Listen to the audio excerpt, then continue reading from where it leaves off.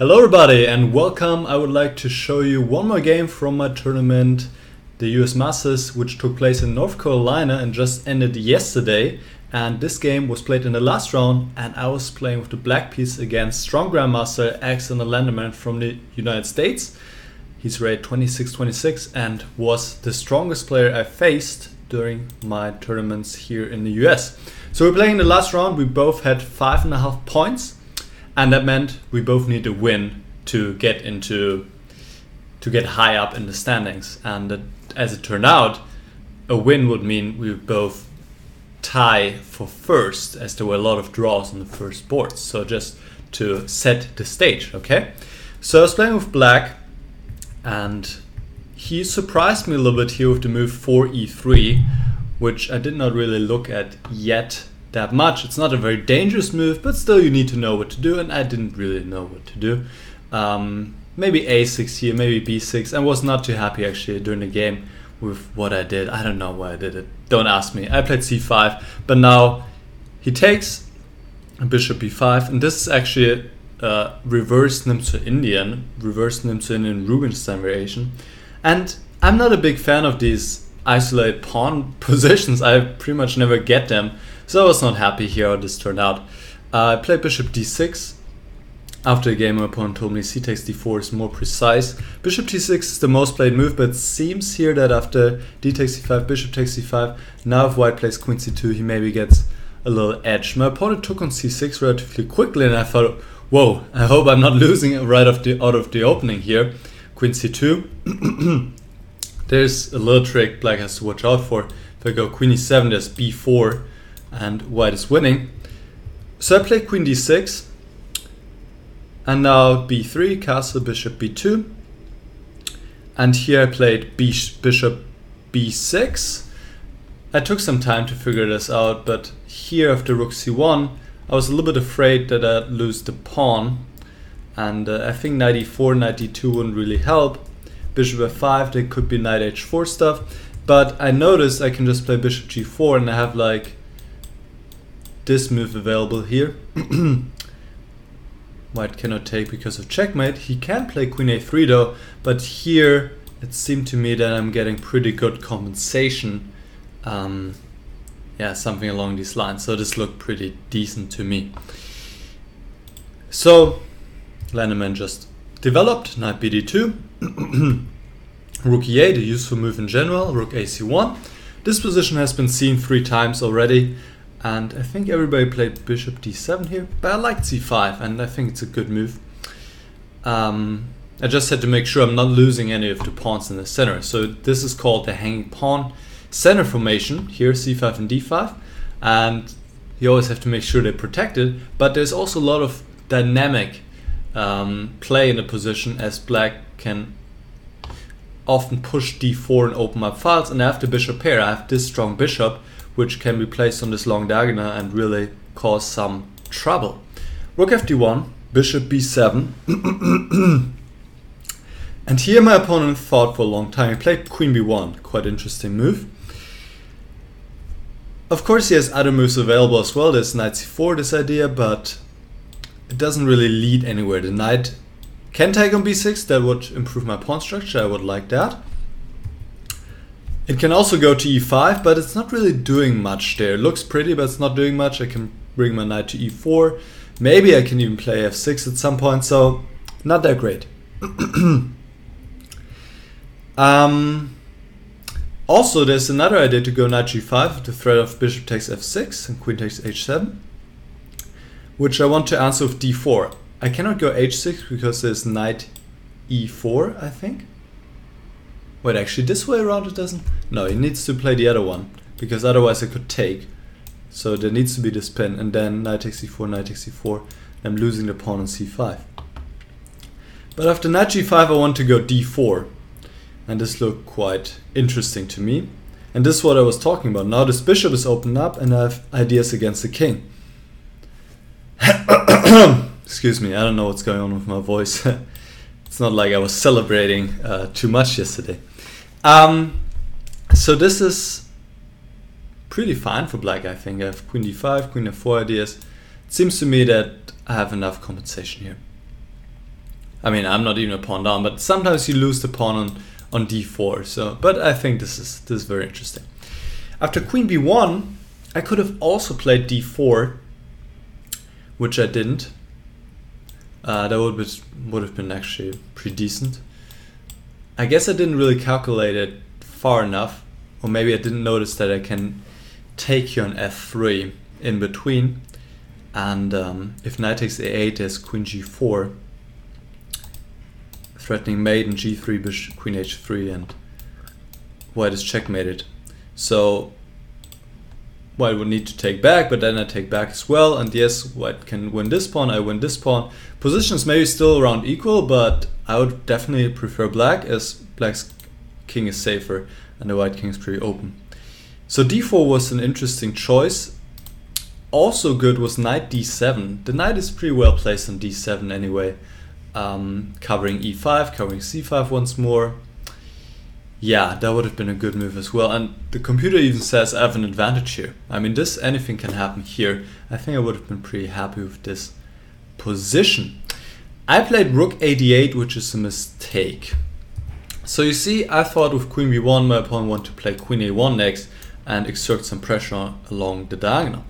So I thought, okay, if he goes queen a1, I'll play d4, and I get an even better version because the queen is in the corner here and the pawn is protected, and this looked like I'll have great play here, great chances. And then my opponent played b4, which is a typical break in this position, so you might want to remember this to open up the d4 square for the pieces, and now I don't have any chance to play for a win anymore, unfortunately. So I decided, okay, I have to dig in and defend. So first off, I need to take the pawn. Now knight c4, we see this idea again, making use of the pin. Queen e7, I need to keep my eyes on this knight, otherwise he takes and I'll get a horrible structure. And notice I cannot go to e6 because then knight g5 comes with tempo, followed by bishop takes f6 and queen takes h7, so that would be horrible. So queen e7, knight takes b6, pawn takes. Now bishop takes f6, I take with the queen, and white could win back a pawn now, but then I play d4, which is a very typical idea to open up the bishop, and here it just works. If rook or pawn takes, I take on f3 of course, and if the knight takes, I play a move like queen g5, and already it's not clear how white is going to defend this. g3 is not a move you want to play. I mean, could be even some sacrificing ideas already, or queen d5, so this is not what you want. So my opponent played knight d4, blocking the pawn on d5. I protected the pawn with queen e7, queen b2, and now I played rook to c8. I think the computer says rook a8 is better, yeah. But I played rook c8, I was fairly content. Here though, my opponent made an inaccuracy, he played knight f5, and his best chance was to go rook takes c8 first. Okay, if bishop takes c8, sorry, my mouse is going a little crazy. If bishop takes c8, he can win back the pawn, and if rook takes c8, now knight f5, queen f8, he can come in with queen e5 and threaten knight e7, and this gives white a little push here. Definitely, this would have been unpleasant. I'm defending everything right now. I can play rook e8, something like that, but white is more active. He'll win back the pawn sooner or later. I mean, all these pawns are pretty weak, and he has this strong knight over my so far not so strong bishop, so this would have been unpleasant.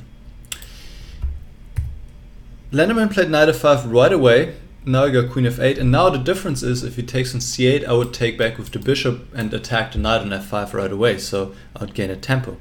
So he played queen d4, and here I thought for a while, and I played rook c5, which is fine. Also good was rook takes c1, rook takes c1. Somehow I only looked at bishop c8 here to kick out the knight, and I didn't really like this because white can go knight g3 and go knight h5, and the knight is still very unpleasant, and I did not like this position. But I could have just gone rook c8, which somehow just slipped my mind, and well, if white now takes, I just take with the bishop, attack the knight, and now we have another pair of rooks off the board. If knight g3, I can even go queen c5, now this looks pretty decent. Black might be even better here. So rook c8, and if he has to move the rook, then yeah, it's definitely an improvement for me. I can maybe I can go g6 now, then play queen c5. Yeah, this is looking pretty fine actually. Yeah, I just somehow it didn't cross my mind. So I played rook c5, which is fine. And here maybe white should keep the tension some of rook b1 or something like that. Position is equal, but at least you keep on playing. He took on b4, and now I liquidate, check, rook takes. And this, at first, it looks still unpleasant because white has the better structure, but white has still to solve his back rank issue, which he can make use of. Rook c8, if we trade rooks, there's nothing for white.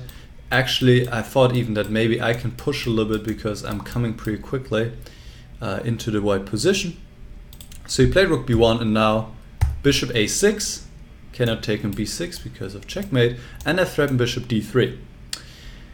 If he goes knight d4, I still go bishop d3.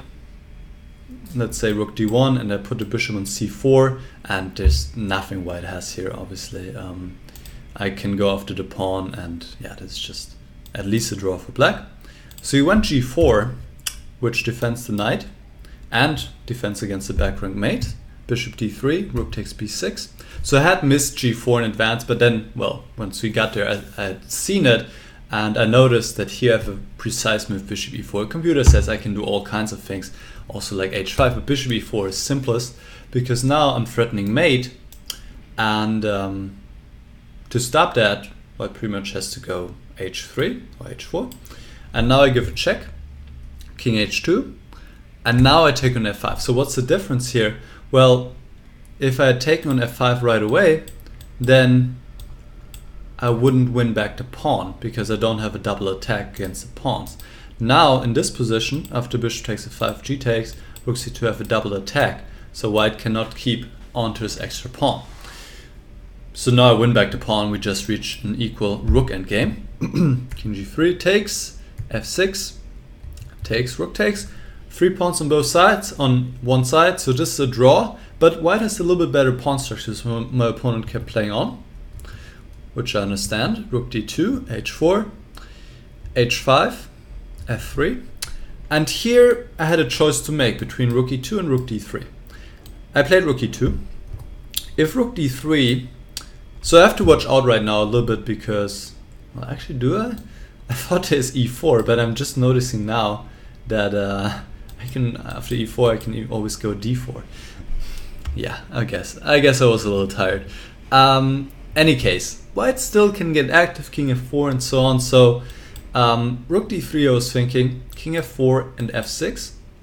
But here I didn't like king f5, rook takes e3 check, and this still seemed a little bit tricky. Computer says it's all a draw, but not the kind of draw I want to make here. Rook takes d5. White has some ideas. For example, king g8 would be a mistake. King g6, suddenly threatening mate, and then white, I think, has good winning chances. I don't even know if this is winning, but this is on the edge for black. And here, white can go rook h7, rook f1. Now white doesn't take here because the rook would be trapped for now. But rook h6, and computer still says this is a draw. But he wants to just give up the pawn. You know, this is not what I would like to do. I don't want to be a pawn down like this here. Rook g1, okay, this is a draw supposedly, but this is not what I wanted. So I played, and by the way, I didn't see all of this, but my feeling was better not go there. So I played rook e2. What I actually missed was that I'm blundering a pawn here, which was fine because it really simplifies matters. So he took on d5. If he goes king f4, I think I just want to go rook h2, yeah, go after this pawn, and if king g5, then rook h3, yeah. So I blundered that I'm hanging the pawn on h5, but this position is just dead draw. I mean, this would be a draw even without the pawn on f7, then would be much trickier though, but without the pawn it's just a draw, and my opponent played on for a while, I would have done the same, tried on for a little bit, but nothing really happened. I didn't enter the rest of the game, because yeah, I don't even remember the right move. So we'll stop here. I made the draw in the end, and well, the draw didn't help anybody because we both ended up on 6. There was a 9-way tie eight-player tie for first on 6.5. So we both missed out on that. But in this game, I cannot really fault myself too much. I had this one moment. There was this one moment where I played Rook A8. I could have gotten a little bit of advantage there, but other than that, it was a pretty decent game, I think, from both players, and the draw was just a natural outcome. So that was my US trip. Finished the first tournament with 6.5, the second on 6. Fairly content. I'm not winning or losing any rating, I believe. Played some interesting chess, as I've shared with you here, and I hope you guys enjoyed these kind of game analysis. You can let me know your feedback in the comments, and also if you want to see more content like this, feel free to subscribe, and I'm looking forward to talk to you soon again. See you guys. Bye bye.